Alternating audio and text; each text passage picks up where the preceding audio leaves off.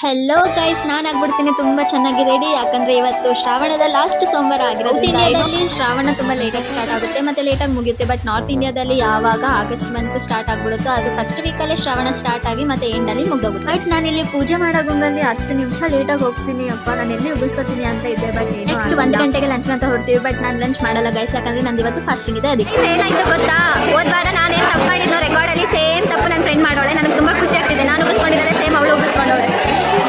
Guys, ನಾನಂತೂ ಹೋದ್ವಾರ MSc ಅವ್ರ ಕೈಯಲ್ಲಿ ಬೈಸ್ಕೊಂಡಿದ್ದೆ. ಬಟ್ ಇವಳು ಡೈರೆಕ್ಟ್ ಮ್ಯಾಮ್ ಹತ್ರನೇ ಬೈಸ್ಕೊಂಡವಳ. ರೆಕಾರ್ಡ್ ತಗೊಂಡೋಗಿ ಎಲ್ಲ ತಪ್ಪು ಬರ್ತಿತ್ತು. ತಪ್ಪು ಬಂದು ಸ್ವಲ್ಪ ಅಷ್ಟೇ ತಪ್ಪು ಬರ್ತಿತ್ತು, ಜಾಸ್ತಿ ಏನು ಬರ್ತಿರಲಿಲ್ಲ. ಆದ್ರೂ ಮಾತಾಡಿದ ನೋಡಿದೆ.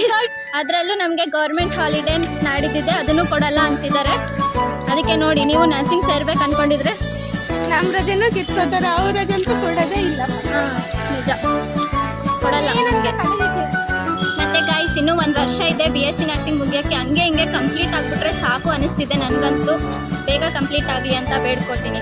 ಬೇಗ ಹೋಗಲಿ ಇದು ಈ ಇಯರು ಹೋಗಲಿ ಬೇಗ, ನೆಕ್ಸ್ಟ್ ಇಯರು ಬೇಗ ಹೊಂಟೋಗ್ಲಿ. Okay, thank you for watching. Bye bye and like. Subscribe ಮಾಡೋದು ಮಾತ್ರ ಮರಿಬೇಡಿ.